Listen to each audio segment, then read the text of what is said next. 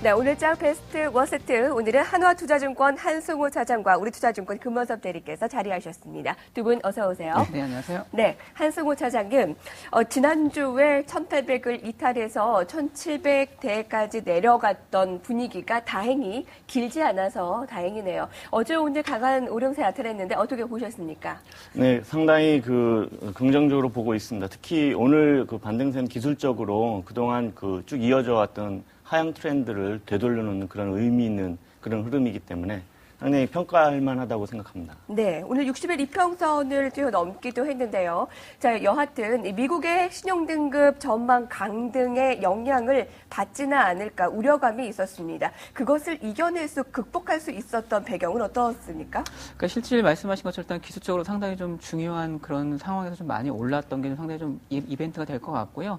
또 일단 말씀드렸지만 일단 유럽발로 일단은 유럽 위기 해결감 일단은 많이 좀 자격이 됐다라고 보시면 될 것 같습니다. 네. 자, 미국의 지금 연말 소비 개선이 다행히 이뤄지고 있다라고 보는데 어느 정도인가요? 한승호 차장님. 예, 지금 현재 전년 대비 한 16% 이상, 좋은 수치가 나오고 있습니다. 그것은 역설적으로는 그만큼 미국의 기업들이 할인율을 높게 적용을 해서 판매를 하기 때문에 그렇게 판매가 좀 많이 늘어난 것으로 이렇게 나오고 있는 것 같습니다. 네. 할인율도 좀 많다라는 것을 어제 말씀을 드렸는데 그래도 좀 소비가 늘어나서 이것을 연속성을 가질 수 있도록 우리가 좀 기대를 하는 바가 있습니다. 자, 금원섭 대리님, 유로존 역시 위기 해결 기대감이 작용하는 모습인데요. 간밤에는 오바마 대통령이 유로존에 대한 문제를 해결하기 위해서 지원을 아끼지 않겠다라고 얘기를 했고요. 오늘 밤에 또 주요한 이슈 남겨져 있잖아요. 네, 맞습니다. 어느 정도 기대가 도출될 것으로 예상해 볼 수 있습니까? 중요한 건 일단 말씀드린 것처럼 일단은 크게 세 가지로 볼 수가 있을 것 같습니다. 네. 그러니까 앞으로 이제 유럽을 일단 확인하실 때는 중요한 게 ECB에 대한 역할 확대, 그리고 EFSF 확대, 그리고 유로본드 발행, 이렇게 좀 일단은 주요 대책으로 보시면 될 것 같으시고요. 이러야 되는 대책이 일단은 현재 같은 경우에도 일단은 최근 논의되고 있는 방안이 세 가지를 일단은 좀 더 구체화되고 있는 상황입니다. 그래서 ECB 같은 경우에도 은행 대출 기간을 2년에서 3년 정도 확대하고 있는 상황이고요. IMF 역할 확대 등 국제적 지원 방안을 논의하고 있는 상황. 그리고 EU 조약 개정에 앞서 새로운 안전적 협약 등을 포함한 보다 극적인 대안을 논의 중이라고 보시면 될 것 같으십니다. 그래서 이러한 것들에 대해서 일단은 구체적으로 말씀을 드릴 것 같으면요. 유럽 재정위기 일단 해결 기대감이 높아진 것이 어저께 유럽 증시랑 미국 증시를 끌어올린 그런 이슈라고 보시면 될 것 같고, 금일 같은 경우도 좀 많이 좀 끌어올렸던 그런 큰 이슈라고 보시면 될 것 같으십니다. 그래서 이런 내용에 대해서 일단은 독일하고 프랑스가 9일 발표를 목표로 유로존 회원국이 자국 예산과 정부 부채에 대해서 외부로부터 간섭받을 수 있는 방안을 현재 지금 논의 중인 상황입니다. 이러한 것들이 일단은 약간 반영이 되어 있다 보시면 될 것 같으시고요. 두 번째 같은 경우에는 유럽 재무장관 회의에서 일단은 EFSF 재정위기 국가의 국채 발행에 대해서 20에서 30% 정도 보증하는 방안에 대해서 지금 나오고 있는 상황입니다. 그래서 이런 것들도 상당히 좀 중요하다 보시면 될 것 같으시고, 마지막으로 아까 말씀하신 것처럼 미국에서 유럽 위기에 대해서 일단은 좌시하지 않겠다는 일단은 의지를 밝힌 상황이고, 그래서 구체적으로 일단은 미국 같은 경우에 EU와 통해서 일단은 신용경색 완화 방안을 지금 구축하고 있는 상황이고, IMF를 통해서도 지원 방안이 일단은 확정될 수 있다는 이런 내용들이 있다 보시면 될 것 같습니다. 네. IMF가 이탈리아를 6천억 유로 지원하겠다라는 소식이 어제 들려왔잖아요. 그게 호재였는데 하루 지나고 나니까 그것이 아니다라는 게 판명이 났잖아요.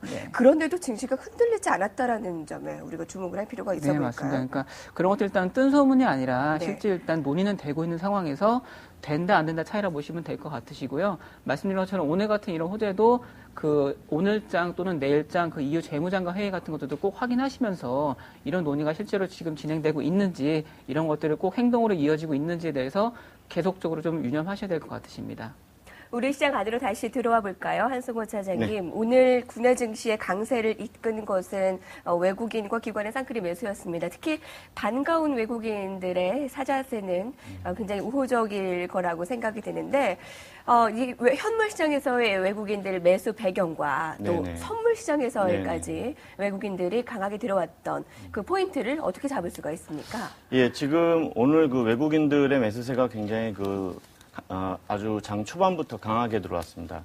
그 선물 같은 경우는 오늘 종가 기준으로 했을 때 11,000계약 정도 매수가 들어온 상황이고요. 주식도 뭐 한 3,780억 정도 매수가 들어왔는데요. 기본적으로는 저희는 이것이 어떤 쇼 커버링의 일환으로서 이제 유입된 것이 아니냐 이렇게 분석을 하고 있습니다.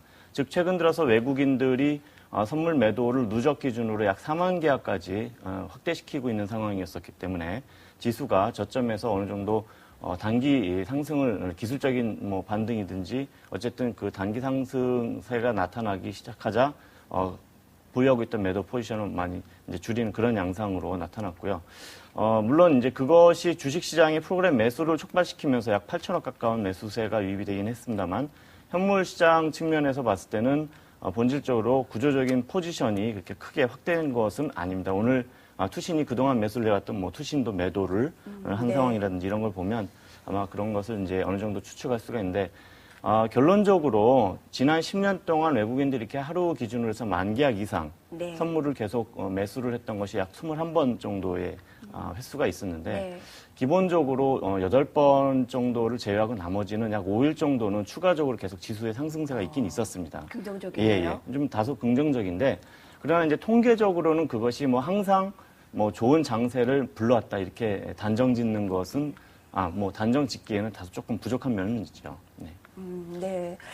그동안의 통계상 외국인들이 선물시장에서 10,000계약 이상 매수가 들어왔을 때는 그 후에 한 5일간에는 증시가 추가 상승을 보였다라는 또 우리가 또 통계로 우리 점쳐볼 수가 있습니다.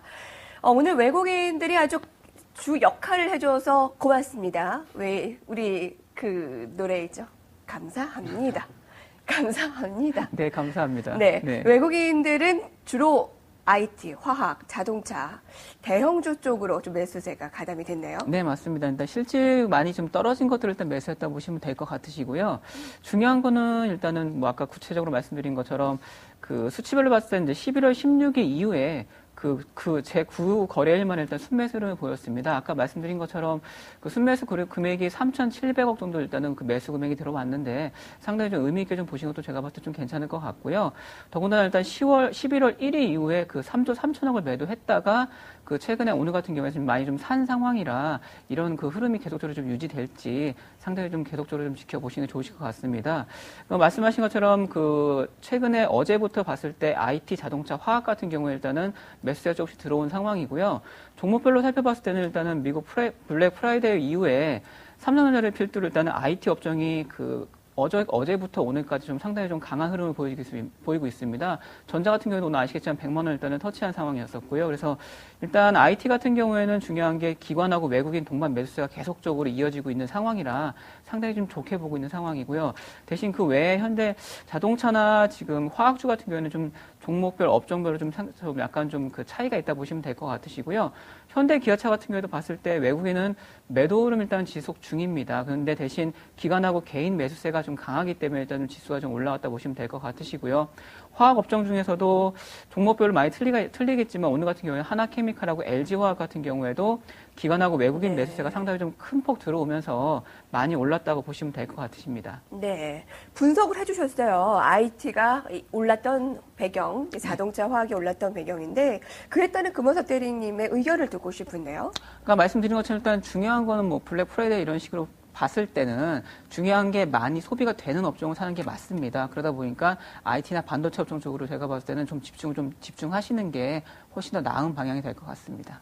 어제 김대 총장께서도 지금의 주도의 역할하는 것이 좀 삼성전자로 볼 수 있다라는 의견 줬는데 삼성전자를 바로미터로 보는 전문가들이 많은가 봅니다.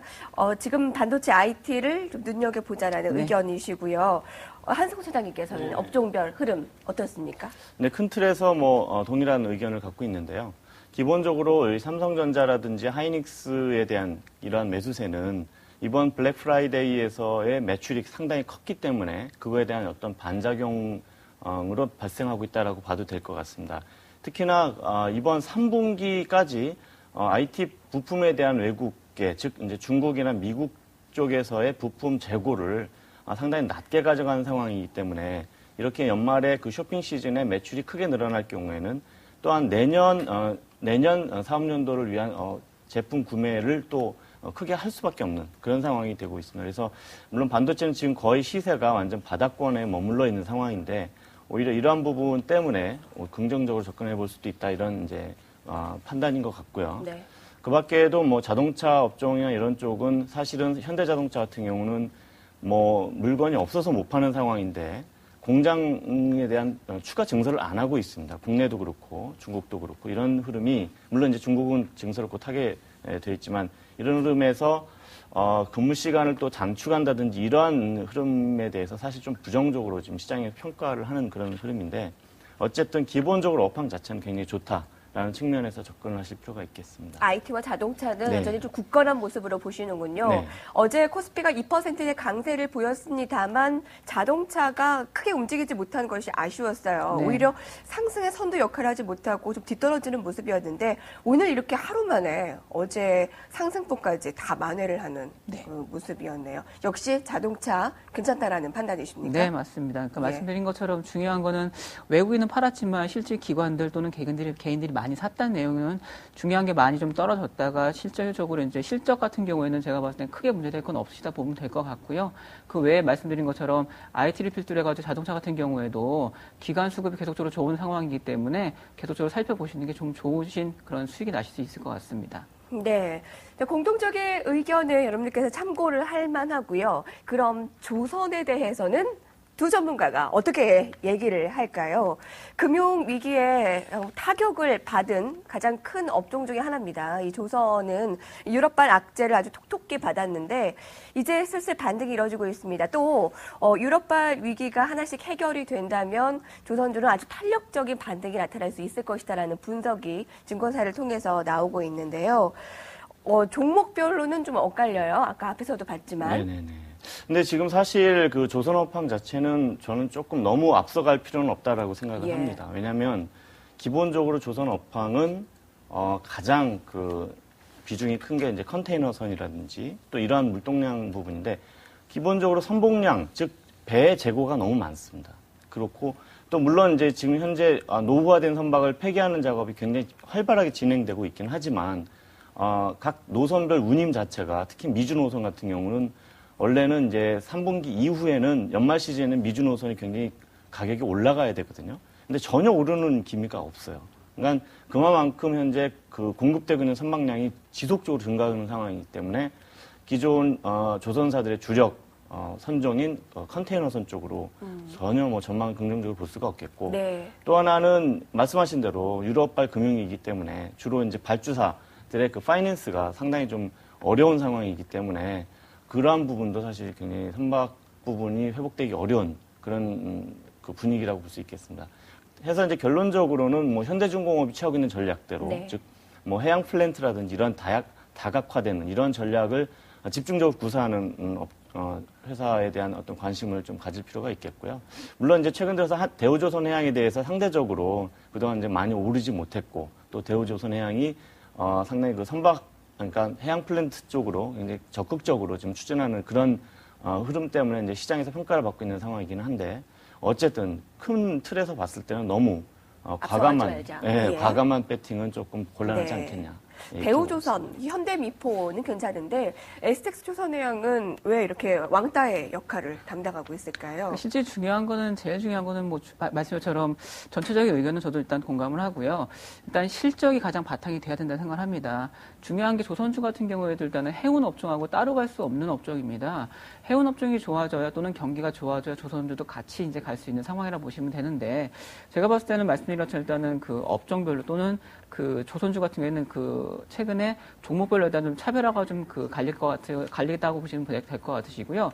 일단 가장 좀 좋아 보이는 게 일단은 대우조선해양 말씀하신 가장 좀 좋아 보이는 상황입니다. 중요한 건 최근에 수급 봤을 때도 기관 매수세가 열흘 이상 들어오고 있는 상황이고 외국인 같은 경우도 최근에 이틀 연속 일단은 사고 있습니다.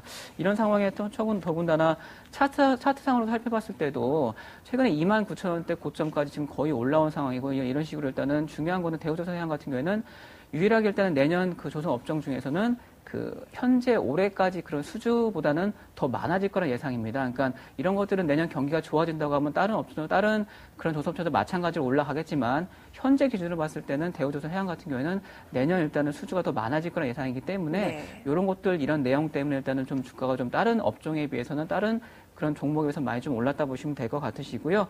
말씀처럼 최근에 올라온 건 일단은 단기 낙폭에서 일단은 그런 단기 낙폭 과대에 대한 반발 매수대를 보시면 될 것 같으시고 네. 저 같은 경우도 일단 보수적인 입장이 좀 어떨지 이렇게 생각을 하고 있습니다. 네. 업황 전반적으로 보기보다 대우조선해양을 좋게 보시는 거군요. 네, 맞습니다. 좀 더 시간이 필요로 할 것이다라는 의견을 줬습니다. 자, 오늘 업황별로 살펴봤는데 이번에는 워스트 이슈 보겠습니다.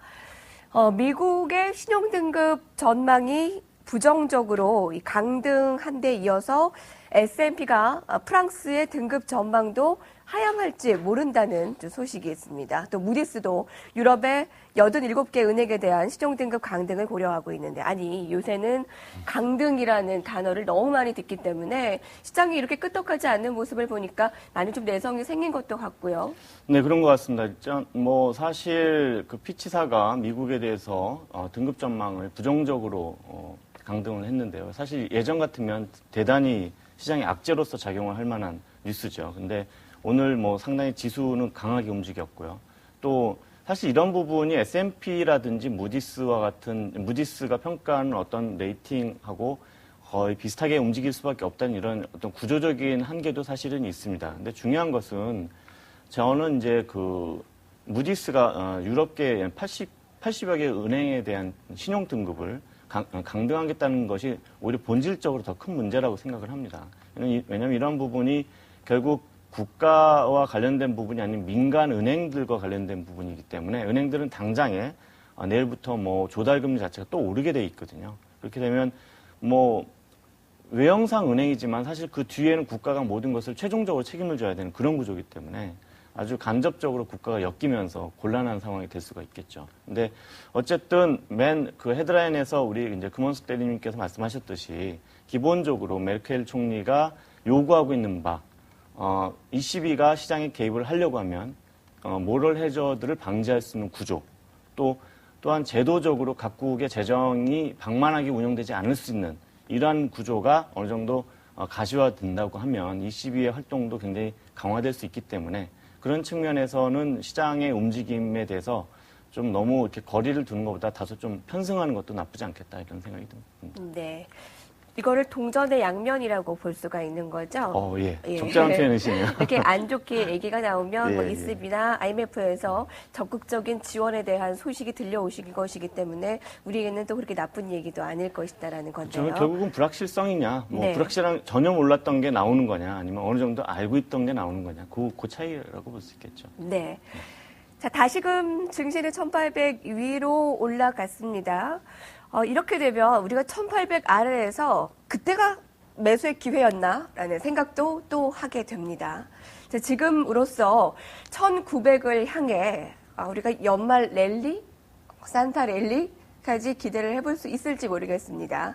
그 이유를 얘기를 해주시고요. 그 결과와 이유, 그리고 그에 따른 또 업종 봐야 할 것들까지 같이 얘기를 해주신다면요. 네, 알겠습니다. 그러니까 말씀하신 것처럼 일단은 산타 랠리 또는 이렇게 그 연말 랠리 같은 경우에는 생각보다 현재 같은 상황에서는 많이 기대하시는 분이 계실 수밖에 없습니다. 그러니까 워낙 최근에 일단 경기도 안 좋고 상황도 안 좋다 보니까 많은 분들이 연말에는 항상 좀 주식이 좋았었는데 왜 이렇게 좀 안 좋지라고 생각하시는 분이 상당히 좀 많으신 상황이고요.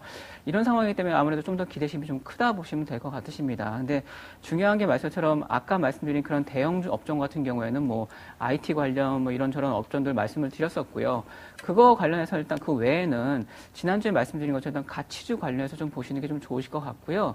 항상 그렇지만 연말 같은 경우에는 배당주 시즌입니다. 그러다 보니까 가치주 및 배당주 같은 경우에 일단은 눈여겨보시는 게 제가 봤을 때 좀 더 그 안정적으로 수익 내시기엔 좀 더 좀 수월하지 않으실까 싶습니다. 그래서 일단은 가치주 같은 경우에는 그 높은 ROE랑 일단 낮은 PBR을 보유한 이런 그런 가치주를 보유하시는 게 맞으신 방법이실 것 같고 지금 업종별 실적 모멘텀 과정에서 봤을 때는 반도체 업종이나 유통, 통신주 또는 의류 내구재 업종 같은 경우에 상당히 좀 EPS 전망치가 좀 상향되고 있는 상황이기 때문에 이런 업종에 대해서는 계속적으로 좀 눈여겨보시는 게 좋으실 것 같습니다. 그거 외에 일단 배당주 같은 경우에도 뭐 많은 분들이 아시겠지만 2011년 코스피 200 편입된 종목에 연말 배당 수익 현재 가치로 일단은 1.47% 정도 일단은 예상이 되고 있는 상황이고요. 2008년도에 2.62% 이후에 일단은 4년 만에 최고치라 보시면 될 것 같습니다. 그렇기 때문에 주가 상승에 따른 시세 차익하고 그리고 배당 수익까지 일단은 일석이조의 효과를 노릴 수가 있는 상황이기 때문에 네. 배당주 같은 게 말씀드린 것처럼 좀 눈여겨보시는 게 좋으실 것 같고 업종을 일단 말씀드리게 되면은 그 전통적인 고배당주인 일단 KT나 SK텔레콤 그리고 KTNG 같은 경우에도 일단은 상당히 좀 유념하게 보시고요. 그리고 그 외에 최근 주가가 급락했다가 조금 반등이 오고 있는 종목이 업종이 은행 업종입니다. 은행 업종 같은 경우도 상당히 배당 수익률 같은 경우에 3에서 4%를 네. 예상하고 있는 상황이라 이 중에서는 일단은 우리금융하고 기업은행 그리고 BS금융지주 이렇게 일단 보시는 게 좋으실 것 같습니다. 네, 단기적인가요, 배당주는? 일단은 12월 정도까지 보시는 게 맞으실 것 같습니다. 12월 말까지 보시는 게. 지금이라도 매수는 늦지 않았다는 네, 평가고요. 맞습니다. 네, 배당에 대해서는 일부 통신과 KTNG, 은행 얘기를 해줬고요. 또 가치주에 대해서도 반도체 유통, 통신, 의류 내구재 업종을 12월에 또 관심 가져볼 만한 업종으로 얘기를 들어봤습니다. 주도주의 부각은 과연 언제쯤 나타날까요, 한성호 차장님? 사실은 이제 장이 그 모멘텀이 이제 전환이 돼서 기본적으로 강세장으로 전환이 되었다라고 이제 판단할 수 있는 가장 핵심적인 시그널 중에 하나가 바로 이제 주도주의 부각 여부가 되겠습니다. 근데 아직까지 제가 보기에는 주도주가 부각되기에는 조금 힘든 상황이 아니냐 이렇게 보고 있고요. 물론 원달러 환율이 계속적으로 높은 상황이 지속되기 때문에 수출 관련주들이 어느 정도 부각될 수는 있겠지만 기본적으로 주수요처인 미국이나 유럽 상황이 과거와 같이 똑같은 그 정도의 실적을 유발시킬 정도의 상황이 아니기 때문에 주도주 부각은 좀 시간이 걸리지 않겠느냐 이렇게 일단 보고 있습니다. 네, 어떤 것 보고 계세요? 뭐 주도주나 이런 측면을 뭐 빼고 그냥 일반적으로 섹터 측면에서 봤을 때 아까 말씀드렸듯이 IT 쪽에 그 미국이나 중국 그 세트 업체들의 부품 재고율이 상당히 낮은 상황이기 때문에 기본적으로 삼성전자든지 뭐 하이닉스도 상당히 긍정적으로 보고 있고요. 그 밖에도 이제 여러 뭐 패널이 지금 현재 굉장히 그 재고가 많음으로 인해서 이제 패널 가격이 굉장히 폭락하고 또 LG 디스플레이라든지 이런 업종이 상당히 안 좋은 상황인데 그와 관련한 그 업종도 사실 어느 정도 바닥을 확인한 그런 흐름이 나오지 않겠느냐 이런 측면에서 이제 보고 있습니다. 그 밖에도 이제 중국 경기가 내년부터 오히려 이제 내수 활성화를 위한 그런 흐름이 나올 수 있기 때문에 중국 내수와 관련된 기계라든지 이를테면 뭐 두산 인프라코어라든지 이런 종목들 또 화장품 업계 중에서도 뭐 한국 콜마라든지 뭐 이런 중국 내수와 관련된 이런 테마주들도 단기적으로 한번 관심을 가져보시는 것이 좋겠다 이렇게 생각합니다. 주도주에 대한 부각은 조금 더 시간을 필요로 할 텐데 중국에 대한 소비에 대한 기대감으로 중국 관련주는 관심을 가져볼 필요가 있다라는 의견 들어봤습니다. 자, 한마디씩 들어볼게요. 뭔가 기발한 아이디어가 있을까요? 내일장을 대비해서? 일단 내일장 살펴보실 땐 제일 중요하신 방법은 아까 말씀드린 것처럼 유럽이 먼저 일단 장이 시작하기 때문에 EU 재무장관 회의 같은 경우는 아마 오늘하고 내일 나눠지는 날짜이기 때문에 오늘 같은 경우에 크게 이슈가 될 건 없을 것 같습니다. 일단 중요한 내용은 항상 말씀드리지만 EU 말 그대로 일단 유럽 문제는 계속적으로 지금 터지고 있는 문제이고요. 이거 외에 미국 경제 지표가 어떻게 되는지에 따라 상당히 좀 중요하다 보시면 될 것 같으십니다. 중요한 게 일단 11월 말 또는 12월 초까지 미국 경제 지표가 상당히 좀 많이 좀 나오고 있는 상황인데 중요한 거는 예상치보다 일단은 다 상승 예상입니다. 그러니까 중요한 거는 전문가들이 예상한 것보다 일단은 상승해서 나오는 상황이기 때문에 미국 경기 같은 경우에는 생각본 것보다는 많이 좋아지고 있다. 말 그대로 소비도 많이 되고 있다. 이렇게 보시는 게 좋으실 것 같고요. 말씀드린 것처럼 다 유럽, 미국 다 중요하지만 일단은 그런 분위기를 일단은 미국 쪽으로 좀 더 실어주시는 게 어떨까 하고 싶습니다. 네. 자, 내일장을 바라보면서 우리에게 힌트 또 아이디어 주시죠. 네. 김원석 대리님 다소 이제 긍정적인 톤으로 말씀을 하셨는데 사실 저희 하우스는 향후 그 연말까지 물론 배당 수요를 노린 어떤 이제 수급 상황이 좋아지는 것은 뭐 어느 정도 예상을 하고 있지만 기본적으로는 박스권의 흐름이 지속될 거라고 일단 판단을 하고 있습니다. 따라서 지수가 어느 정도 상단까지 올라가는 경우, 전고점 부근까지 다가갈 경우에는 어느 정도 물량을 좀 정리하시는 게 좋지 않겠느냐라는 관점을 견지하고 있고요. 저로서도 기본적으로 일반적인 현금 보유 비중보다는 좀 다소 높은 비중으로 현금을 갖고 확보할 필요가 있다라는 판단을 하고 있기 때문에 뭐 그런 측면에서 접근을 하고 있습니다. 어느 정도 정구점 부근에서는 차익 실현을 네. 해보는 것도 의견을 좀 주시는 예, 방향이네요. 그렇습니다. 네, 두 전문가의 의견을 들었습니다. 하나투자증권의 한승호 차장, 우리투자증권 금만섭 대리였습니다. 고맙습니다. 네, 감사합니다. 고맙습니다.